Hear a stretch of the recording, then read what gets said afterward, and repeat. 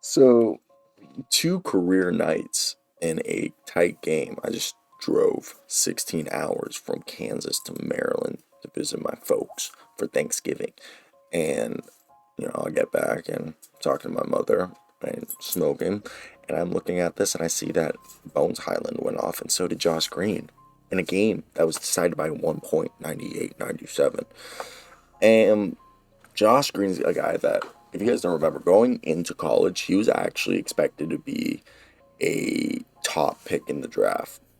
But basically, he was Benedict Mathurin, in my opinion, before Benedict Mathurin, like the hype for him. And also, I just want to shout out Davis Bertans, who had a great game as well. And Dwight Powell and Spencer Dinwiddie helped out Luka Doncic. Even though they lost this game, want to give those boys credits. We'll talk about the rest. But Josh Green, people forget that this guy was actually like a highly recruited cat coming out of high school, and he's an Aussie. He's a boomer. I don't have a British accent. I'm not British Australian accent.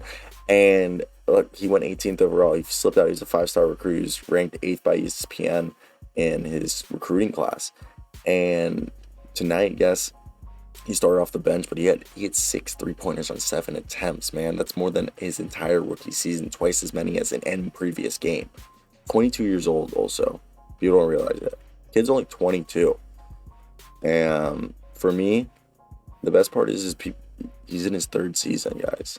He's in his third season. He's only 22. And for me, I've definitely started to really enjoy this guy's game for the season. I know he's averaging 19 minutes a night, 7 points a game, 64% from the field, 53 from 3, 2.5 rebounds, an assist a game, a steal a game. Come on, Jason Kidd. Play this man more. And obviously, the Nuggets shocked the Mavs by pulling away in the fourth quarter, and the Mavs fall to 9-7. But Josh Green, he has this energy to him that I think he's like the perfect small forward for this team. I think he should be in the starting lineup because tonight, I think they would have benefited, in my opinion, to having Josh Green in the starting lineup due to the fact that, look, Kleba is out tonight, and Bertans and Kleba off the bench gives you the shooting. But if you start Josh Green, and maybe you're thinking, oh, it'd be better if he comes off the bench. I just think if you start Josh Green, then you're enabling yourself to be able to have this transition offense that it would first off help Josh Green, but you could have this offense of Luka Doncic, Spencer Dinwiddie, and Josh Green. And that way you can have Dorian Finney-Smith and Reggie Bullock. Dorian obviously starting, and then Reggie Bullock coming off the bench for either Green or Finney. And then I feel like gives you more depth. And then you have Tim Hardaway. I just think starting him would just load up the bench. And look, I know they lost this game, but Josh Green, baby, play him more. Play this kid more. He deserves it. I think we'd be lying if we said he didn't deserve it, because he had a career night tonight, and it was just so much fun to watch.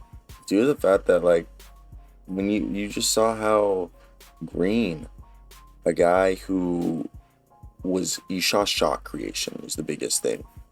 I think that's something that I don't think people like realize, because like he looks confident, he looks like he can create for himself. He's easily a guy I could envision averaging 15 points. He could be a guy that by the end of the season is having a career year, and that's where I think, like, with Josh Green, he fits this team's profile. And when I look, like, he's got a swagger to him. And maybe this is a good thing that they're bringing him on slowly, but I just think with Josh Green, him being 22 years old, there couldn't be a better time for this, because he's literally only 22 years old with 3 years of NBA experience, and he's shooting amazing right now. And Green's offense has been a pleasant surprise, and on defense, he's been the same player he's always been, bringing high energy from start to finish and getting steals and deflections. His two-way game is something that we're seeing, and we started to see it last year in the playoffs, and it's carried over. So for me, I think, look, they're a team full of shooters, and he can do a little bit of everything, but he's taking all the right shots and he's growing into a role that will continue. And if they don't, there's like, you can tell this kid's having fun out there. Yes, they got the loss tonight, but it's all going to go up. And you know what? Like, I think it's like 92% of you are not subscribed. This is what other YouTubers do.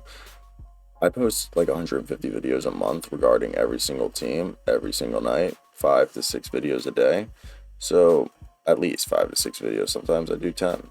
And if you want complete coverage of the NBA from an actual journalist, or I'm about to graduate, I've got a few job offers. Also, I'm going to grad school for more journalism. But hey, I'd love to hear your thoughts. Also, we have an NBA show. If you're interested in peeping that, it's a good show. It's with Will Upton, another NBA YouTuber bigger than me. Like, I think he's like 15,000. But bye.